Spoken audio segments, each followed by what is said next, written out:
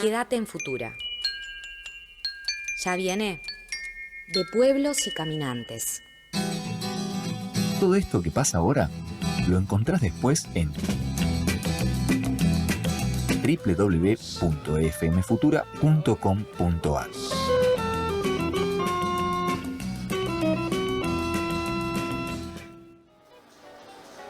¡Vieja! ¡Pone Futura! ¡Ya está puesta! Radio Futura, en su misma frecuencia.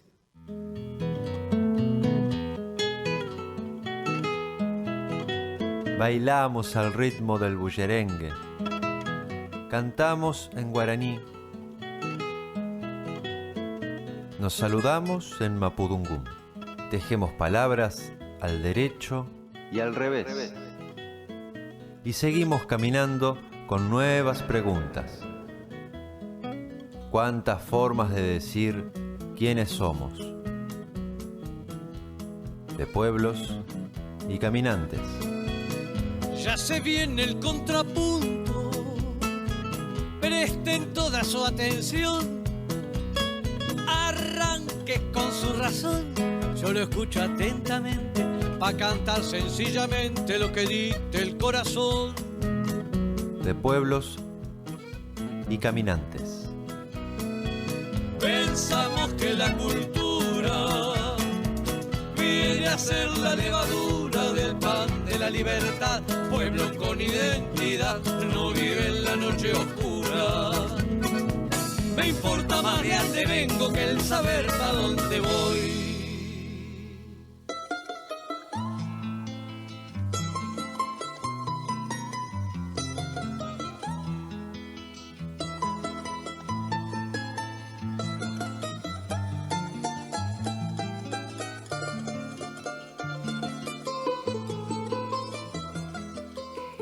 Recibimos a Frida Rojas López, que desde Ciudad de Buenos Aires comienza este diálogo con De Pueblos y Caminantes. Bienvenida, Frida, qué gusto escucharte.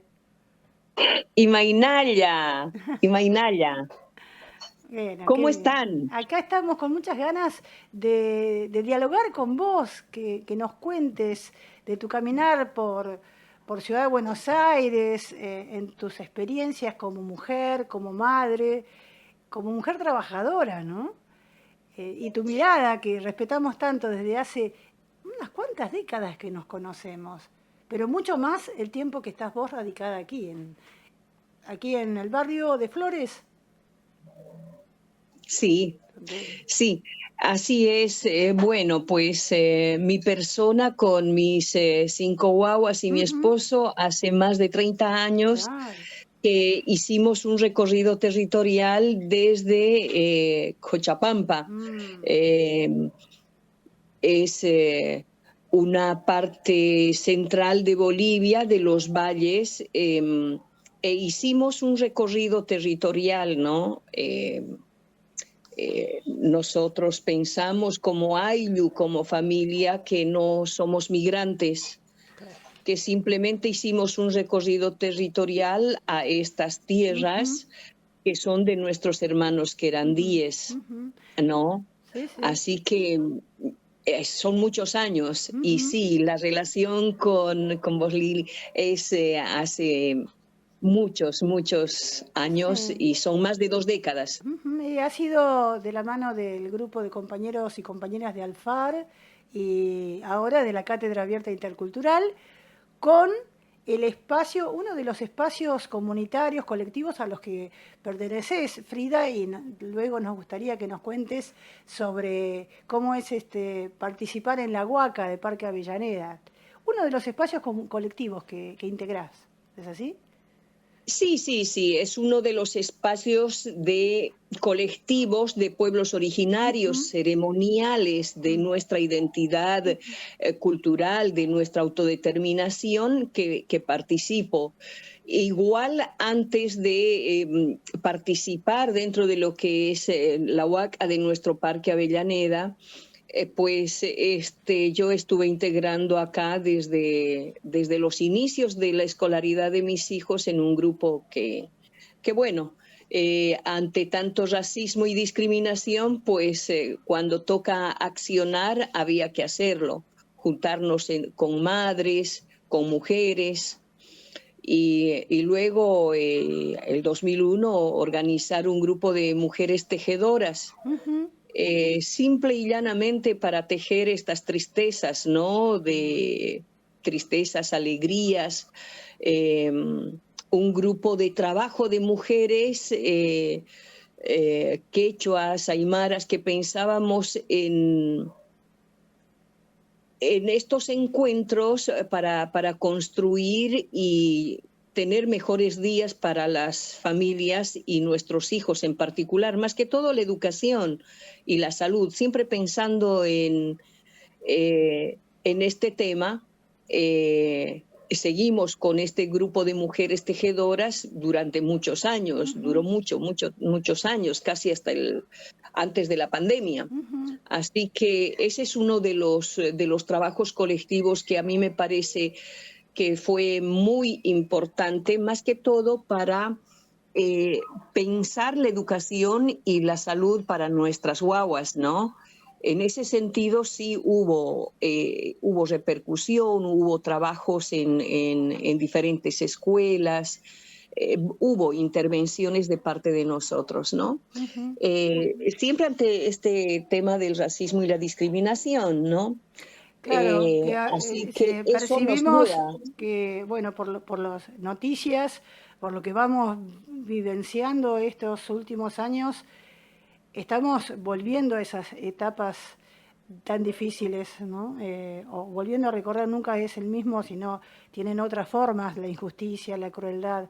Pero si aquella época, el 2001, fue una época de desasosiego, ahora lo está haciendo especialmente para los grupos que están minorizados, ¿no? ante los sectores de poder de esta sociedad, y en este caso me refiero no solamente al gobierno, sino a otros sectores sociales que ejercen de la discriminación una forma de división, ¿no? de crueldad hacia los diferentes grupos, no solamente grupos pueblos originarios. Sí, no, en eso entiendo perfectamente que cada vez se retroalimentan o se expresan de una o de otra manera esta discriminación y este racismo, lo cual implica para nosotros que tenemos la aportación de piel, la aportación de rostro, el idioma, o sea, la forma de hablar nuestra, que para otros está mal, es interesante porque siempre como que se cambia la figura. Y hoy escuchaba esto de estas medidas que Adorno iba a tomar, pensando en esto, cómo se retroalimentan y cómo y cuántos piensan de la misma manera, ¿no? Este racismo, esta discriminación, esta situación de pensarnos, primero que hay algo que nosotros como Ayllu y como parte de la Huaca pensamos que no somos migrantes. Sí. Por eso, no somos migrantes, simplemente hemos hecho un recorrido territorial como lo hicieron nuestros ancestros. Claro. Pero ¿cómo legalmente nos podría influir, no? Claro, lo que ocurre es que las ideologías dominantes son diferentes, se han construido históricamente distintas, ¿no?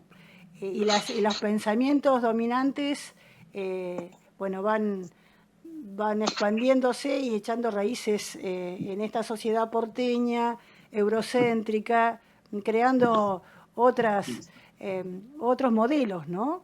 Aprobando otros modelos, y habrá encontrado esas diferencias, ¿no? En este transitar por el territorio.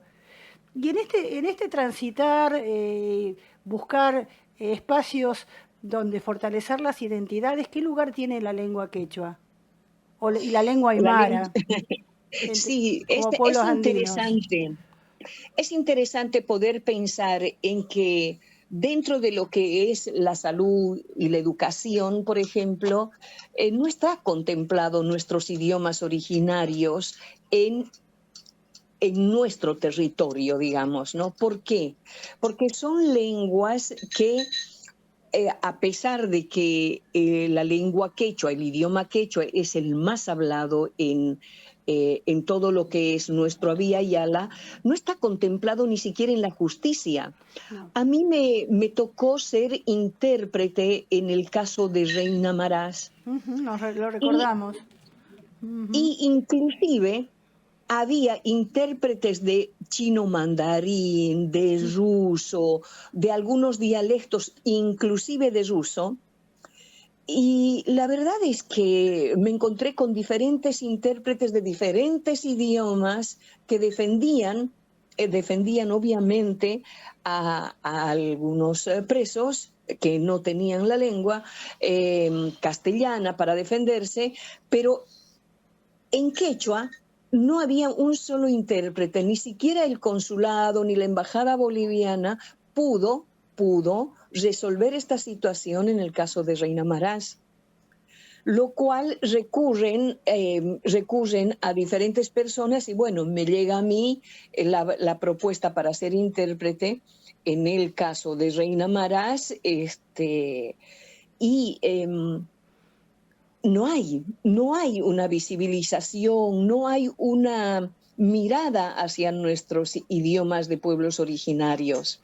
Sí, pero hay una valoración de la lengua extranjera, en desmedro de las lenguas propias.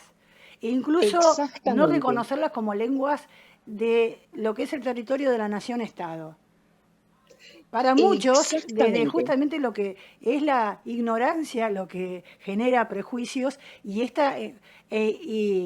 alimentado por estos sectores de poder que exacerban el odio, ¿no? Desde justamente apoyándose en la ignorancia y en el desconocimiento de la historia propia. Pero para muchos el guaraní es una lengua de Paraguay, por ejemplo, y el quechua es una lengua de Bolivia, de Perú.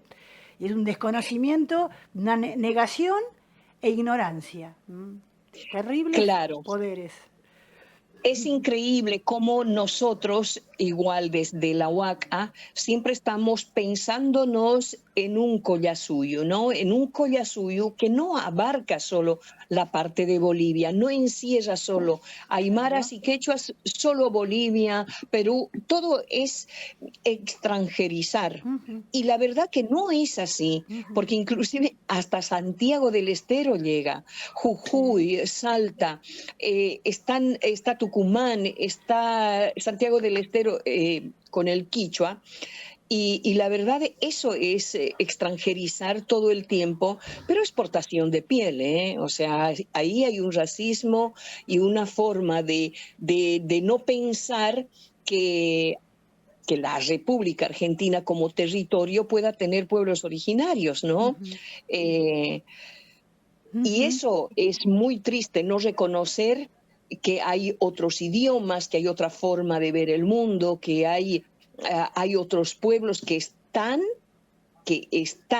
existen y son preexistentes a el Estado argentino. Nuestros hermanos mapuches invisibilizados, nuestros hermanos pilagá, nuestros hermanos com, y así podemos seguir hablando de más de 37 pueblos originarios que la República Argentina tiene en su territorio también. Son nuestros hermanos que están y que todavía tienen su propia forma de vivir, su propia cosmovisión, en su idioma. Contanos, Frida, ¿cuáles fueron esos procesos que vivieron como padres en las escuelas donde concurrían sus hijos y hijas? Y esas actividades que empezaron a hacer con las comunidades educativas. Comenzó seguramente por las escuelas de sus hijos, ¿verdad? Sí. Bueno, a veces uno habla de interculturalidad desde un lugar distinto, ¿verdad? Pero apenas uno a veces cruza la frontera y ya te interpretan, ya tienes que hacer interculturalidad desde el diálogo, desde la institucionalización, en este caso salud y educación. mis hijos eran muy chicos, los hijos de las otras paisanas también eran más chiquitos, y obviamente iniciando el jardín, iniciando la primaria, y bueno, pues el racismo y la discriminación expresado desde los pares e inclusive legitimado por los docentes y las coordinaciones. O sea, estoy hablando también de las direcciones de las escuelas en los años 90. Era increíble esa naturalización del el boliviano negro, bolita, que habla mal, que no habla bien, que tiene que derivarse al foniatra, al psicólogo, no se socializa, es silente. Fueron todos los, digamos, los diagnósticos que la escuela como institución me la daba, y yo lo socializaba también, y a veces entre varios en un colectivo siempre hay la posibilidad de poder decir, pero, y bueno, y si le llevas al Hospital Piñeiro, no, pero mira que el Durán tiene buenos psicólogos, o sea, hay un diálogo fluido entre pares que pasamos la misma situación, que es racismo y discriminación. En este caso, ¿no? Uno lo lee muy bien, y ahí arranca, digamos, esa lucha de decir, esto no es hablar mal. El silencio o los hijos nuestros que son silentes es algo cultural. Entonces, ahí es donde empezamos a pensar estrategias de cómo llegar a la institución desde otro lugar. Y esa fue la danza, fue la danza y la música de pueblos originarios, ¿no? Entonces, ahí es donde pudimos entrar por la puerta, digamos, de la institución escuela con danzas y música. Y algo del idioma también, ¿no? Como para poder pensar que hablábamos distinto, porque somos originarios de otros territorios que hicimos un recorrido territorial, como quechuas o aymaras, ¿no? O guaraníes también. Sí. Y en esto que nos estás trayendo, Frida, nos encontramos con diferentes visiones allí en el andar, ¿no? De esta sociedad tan desigual en la que vivimos. Pero muchos se refieren justamente desde un lugar más superficial o desde una moda a lo que estás nombrando como interculturalidad. Y lo que tu experiencia nos dice es que promover la interculturalidad supone plantarse ante los conflictos y comprender que lo intercultural es conflicto, es tensiones, contrario a aquella mirada superficial, banal y folclórica, podríamos decir, que está de moda o que es... A mí me pasa esto, y siempre lo hablamos acá con la familia, ya mis hijos son grandes, pero interculturalidad te tiene que traer tensiones. Interculturalidad no solo es una armonía de diálogo el uno con el otro y el comprenderse el uno con el otro. Para nosotros, hacer interculturalidad ha sido todo el tiempo tensiones, todo el tiempo situaciones de esa resistencia que, viste, cuando vos quieres avanzar, no puedes, y hay un retroceso. Hubo mucho tiempo en el que todo el tiempo estábamos tensionados para atrás, pero sin embargo uno pues tiene que insistir, porque no era la única persona, no eran mis hijos los únicos, veía en otros niños y otras niñas esta misma situación, veía en otros padres la impotencia, en otras madres, y bueno, pues entonces había que, ante esas tensiones, había que seguir caminando y construyendo. Por eso te decía, uno entra con el tema musical, entra con el tema de danzas, el idioma, pero después va construyéndose algunas complicidades, como esto de conocerlo a Enrique Samar. Para nosotros, Enrique Samar pues ha sido una gran apertura a una puerta grandísima de esa interculturalidad en la que el otro nos miraba. Y el otro era Enrique Samar, ya en este momento director de la Escuela 23, de acá, de Cava, que nos miró y empezó un camino más llevadero.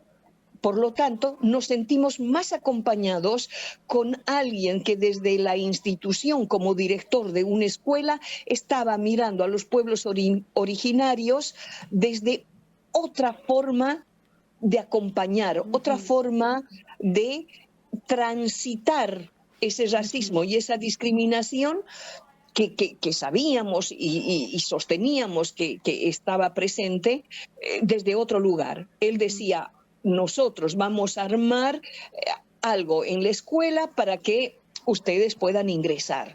Y así fue como entré con gastronomía, por ejemplo. Bueno, vamos a detenernos un momento, además, para que puedas respirar con esta charla que venimos, que cada vez va con más fuerza, con más energía, por tu palabra tan clara, tan comprometida, Frida. Pero nos detenemos en recordar que en la Escuela 23, dirigida por Enrique Samar, él abre la puerta y, como vos dijiste, los acompañaba. No se puso por delante, no tuvo la soberbia que otros han tenido mostrando el camino, sino que se abrió la posibilidad de conocer desde la emoción, desde el compañerismo, y detrás y con Enrique Samar estaban los docentes de la escuela. Allí mismo, en la Escuela 23, donde se realizó el primer encuentro de voces y experiencias desde la interculturalidad, con la Cátedra Abierta Intercultural, ¿recordás? Ya hace 13 años atrás. Exactamente, y 13 años atrás estábamos nosotros ya trabajando, por mi persona, estaba ya trabajando como quechua en la Escuela de Retiro. En el ENEM número 6, ya desde la interculturalidad, mira vos, ya desde la interculturalidad en un taller que se llamaba Caminos de la Memoria con adolescentes, en Retiro. O sea que era un trabajo muy hermoso, y estas aperturas ya desde el Vamos iban abriéndose en otros espacios, y en este caso en Retiro. Ya trabajando yo desde el área de gastronomía, Ignacio Báez estaba trabajando con huerta desde el guaraní, estaba Alex Cuellar trabajando la cerámica desde su lugar como aymara, había otra hermana que trabajaba también con el arte, que era una hermana descendiente de diaguitas. Y había así una variedad de docentes que ya trabajábamos el tema de la interculturalidad desde ese lugar de Caminos de la Memoria. Y es así que participamos en la Escuela 23, donde también ya participaba yo como gastronomía. Yo no sé por dónde entré, ¿no? Digo, por la ventana o la chimenea, pero ya estuvimos trabajando con el primer ciclo y el segundo ciclo, ya en gastronomía con ingredientes de los pueblos originarios, ¿no? La quinoa, el maíz, articulando con ciencias naturales, con matemáticas. Y sí, mi participación ahí fue como ponente de Caminos de la Memoria desde el área de gastronomía. Me acuerdo perfectamente que habíamos hecho unos budincitos de quinoa que quedaron súper deliciosos. Y mira cómo es de interesante, ¿no? Cómo Enrique Samar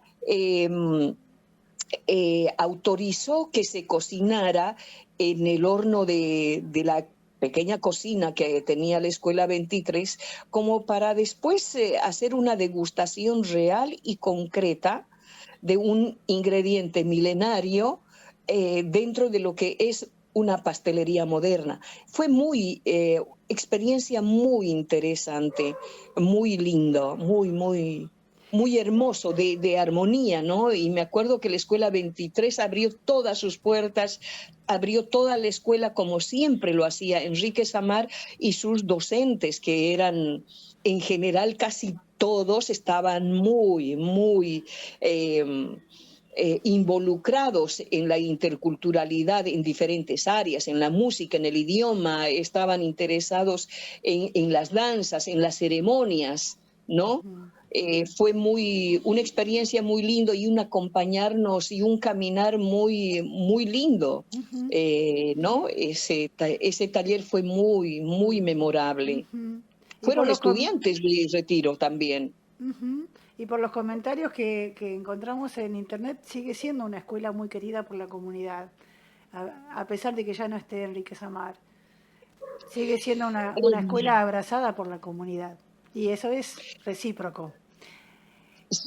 Sí, así es. Yo creo que siempre hay un caminar, siempre hay piedras en el camino, pero también esas piedras inclusive suelen ser en estas circunstancias, en estos años, han dolido un poquito.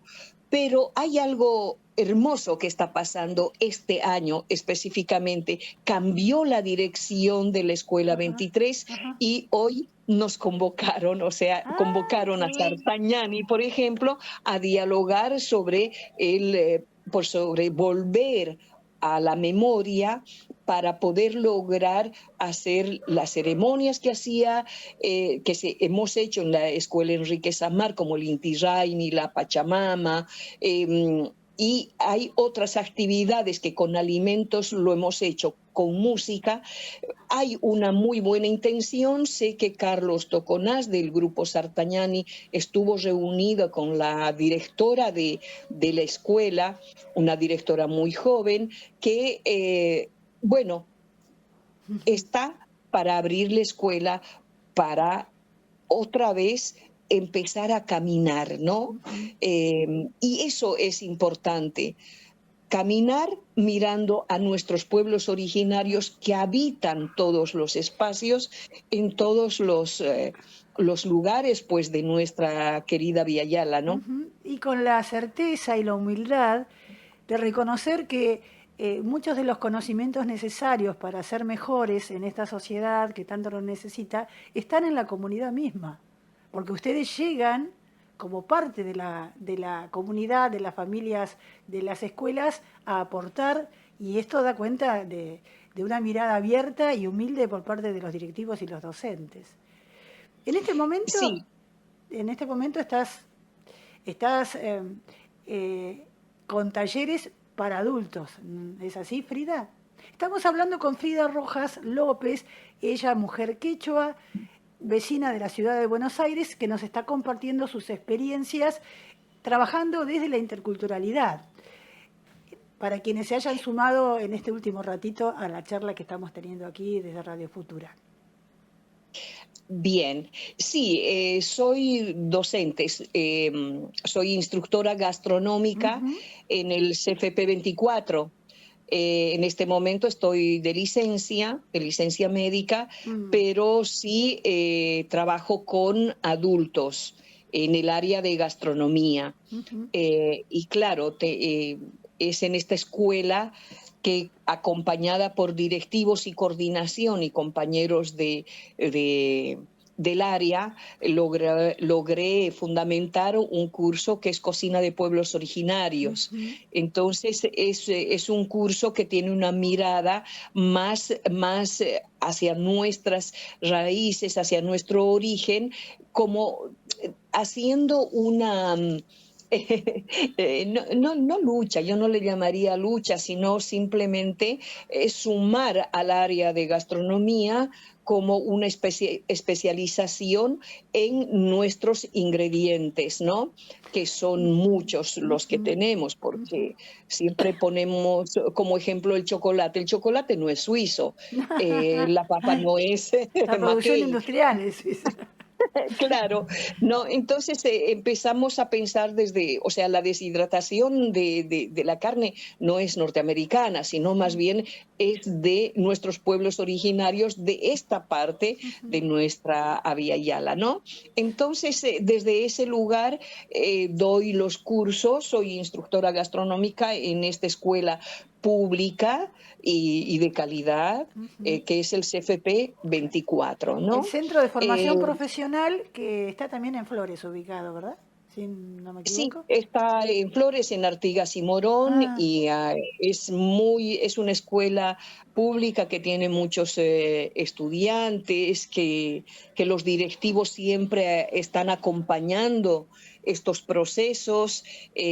Nada, porque en un primer momento le había llamado descolonización gastronómica, pero bueno, no salió, no se aceptó ese nombre y bueno. Salió después de más de 2 años y medio como Cocina de Pueblos Originarios. O sea, ese es mi pequeño aporte desde el lugar del área de gastronomía, claro. ¿no?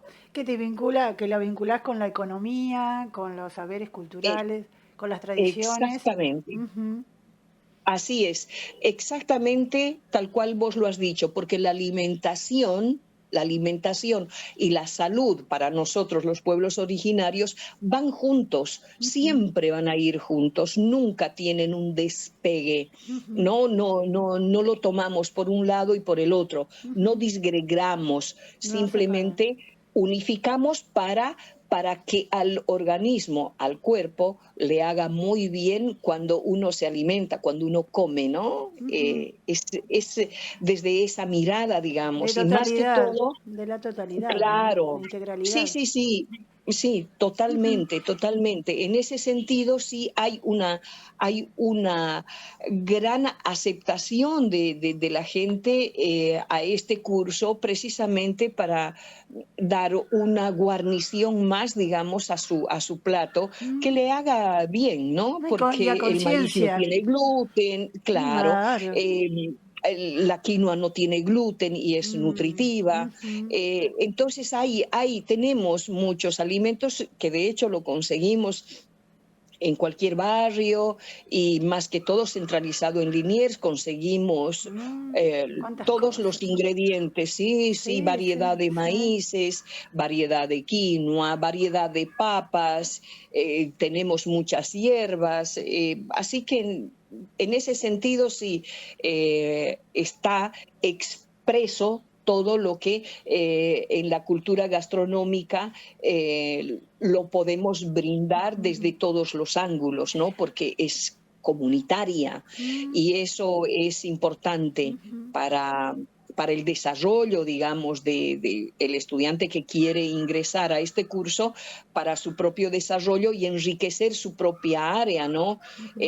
Un gastrónomo que se recibe con una cocina eurocéntrica tiene la posibilidad de mirar más para nuestra América y los ingredientes de nuestra América para poder diversificar más su propio repertorio en el área de gastronomía, ¿no?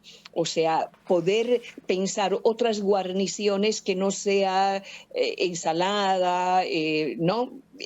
Para decir monocromáticos, ¿no? Platos así monocromáticos, sino diversificados. No, es Y interesante te el área de entusiasma. gastronomía, cómo se puede articular Sí, con toda con el claro, todo. claro, con toda Sí. la vida, el sostenimiento de la vida y la pervivencia, ¿no? Esto de que vaya más allá, hacia el futuro para los que vienen después, ¿no? Para cuidar a los que vienen. Y vos nombraste, Frida, y ya para terminar, no queremos abusar de tu tiempo, de tu interés, que es tan fuerte y que realmente te agradecemos muchísimo, pero todo tiene un tiempo también de respeto por el otro, ¿no? Pero vos nombraste algo que me gustaría que nos contaras. Nombraste el área de la salud. Y yo te pregunto, desde la cosmovisión andina, de la cosmovisión quechua, ¿te ha supuesto conflictos con la mirada occidental de la salud que predomina en donde es tu lugar de residencia, en Buenos Aires? ¿Ha habido choques, conflictos al interior de tu pensamiento, tu sentimiento, de tu espiritualidad?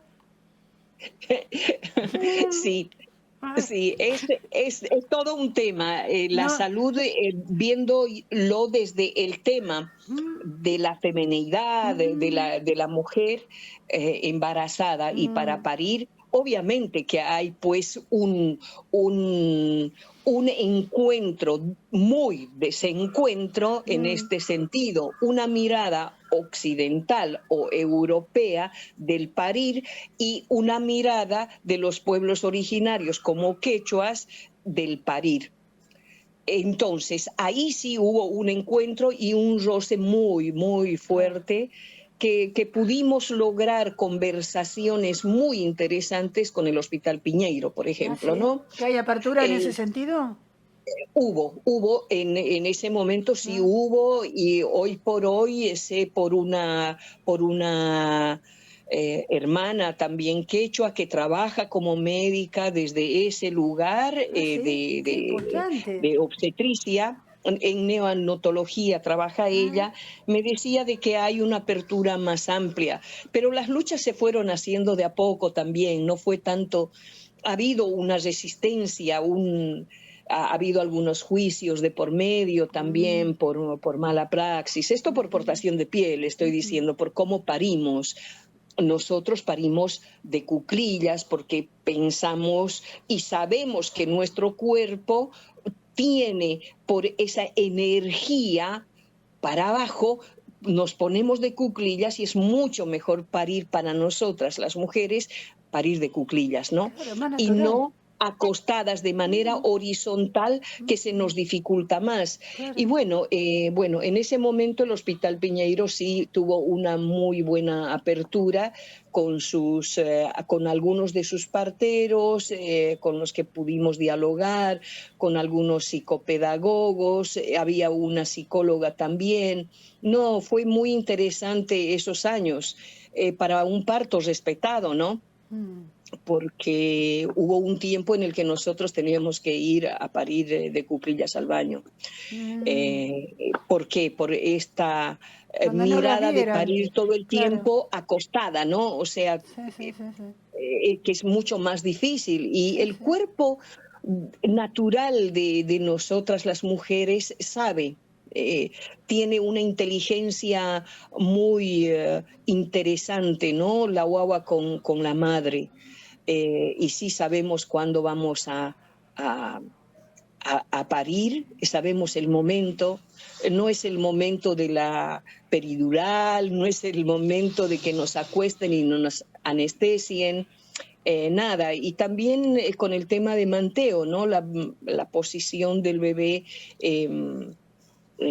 no de cabecita, sino de sus piecitos. También pudimos hacer trabajos y articulaciones con algunos parteros. Así que no, fue y es muy lindo. Hasta hoy, cuando a mí me llaman, estoy Eso te iba a a consultar. disposición. De esto te iba a preguntar si siguen consultándote mujeres, madres jóvenes, eh, o no, pero quiero decir si en el presente seguís siendo consultada para estas situaciones. Si Y sigue cuando me habiendo necesitan, estoy. redes de mujeres colaborativas, ¿no? Sí, de hecho yo al no tener, digamos, viste que tienes, para todo acá tienes que tener un título, ¿no? Sí. Articulamos nosotros desde esta situación que te comenté del Hospital Piñeiro, conocí a parteros ahí con los que hemos articulado y hasta hoy siempre estamos en contacto. Cuando me necesitan, estoy. ¿Sí? Y cuando yo los necesito, están. Entonces, esa construcción la hemos hecho años y la vamos a seguir haciendo hasta que nuestros días sigan caminando. Y ¿Por qué? visibilizando. Porque guaguas nacen todo el tiempo y hay que dejar algo, hay que dejar algo para nuestras guaguas, para los que vienen, ¿no? Sí, articulo en realidad en este momento con 2 parteros, ¿no? Entonces está bueno eso. por eso te decía que cuando me necesitan, yo estoy, y cuando yo los necesito, ellos están. Es un añi lo que hemos aprendido también en este territorio a brindar, porque acordate que hay algo que nosotros traemos siempre, casi todos traemos nuestro propio epi, nuestra historia, traemos y lo plasmamos acá, lo entregamos para nuestros pares que están alrededor nuestro, lo compartimos. Y también en eso está, o sea, esa parte de esa historia del parto respetado, está. Habíamos articulado una vuelta con Dando Luz, parto respetado, en el cual habíamos ido a dar algunas charlas. Pero a veces sí, se trata de charlas, pero a su vez también se trata de accionar. Y yo le creo más en las acciones, y por eso he articulado siempre más que todo con Francisco, que es un partero que conozco desde hace muchísimos años, a finales del 90, más o menos los 98 lo conocí, y hasta hoy sigue esa relación de amistad y es como te digo, ahí hay una reciprocidad, una construcción por la salud del binomio, ¿no? De la madre y el hijo. Y siempre le digo yo a Francisco que no son dos, sino son tres, porque también está el papá. Claro. Papá, mamá y la guagua. Nada, es eso. Frida, te agradecemos mucho que te hayas brindado por esta charla y que la podamos multiplicar para que se escuche en más lugares, para que aprendamos a convivir, a conocer estas formas de llevar en el accionar, como decías vos, la espiritualidad del pueblo quechua, del pueblo aymara, de los pueblos originarios. Y esperamos que en algún momento, no mucho, pase para que nos puedas volver a visitar y contarnos cómo se ha construido la Huaca en Parque Avellaneda, en Ciudad de Buenos Aires, como una referencia de un espacio simbólico, cultural, de los pueblos originarios, que ha hecho huella también, está haciendo en una ciudad que puede volverse y es tan hostil como la ciudad capital. Bien. Ojalá que la podamos. Agradecida soy yo, sí, la agradecida soy yo, y nada, es simplemente darles un pachis a ustedes, a todos y cada uno de los que conducen esta prestigiosa radio, este prestigioso programa que, por lo que sé, ustedes ya vienen caminando hace mucho tiempo. Hace unos años ya. Sí, te saludamos con Picú Sanabria, que está acá en los controles de sonido, y con muchas ganas de volver a encontrarnos. Nosotros nos vamos a dar un abrazo prontamente con los compañeros y compañeras de la Cátedra Abierta Intercultural. Allí nos vamos a corpachar seguramente. Muchísimas gracias por todo lo que nos has brindado y hasta cualquier momento. Saludos a la familia. Gracias. Tincuna cama. Tincuna cama. Gracias. Pachi. Gracias. Entre tu pueblo y mi pueblo hay un punto y una raya. De pueblos y caminantes. Caminando por el mundo se ven ríos y montañas, se ven selvas y desiertos, pero ni puntos ni rayas.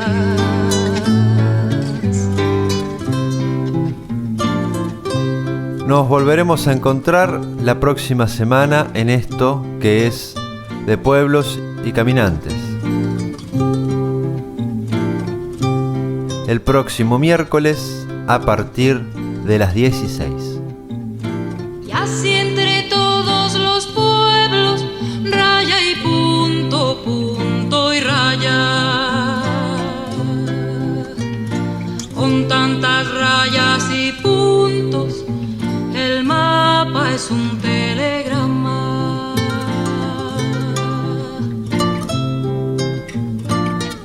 de Pueblos y Caminantes.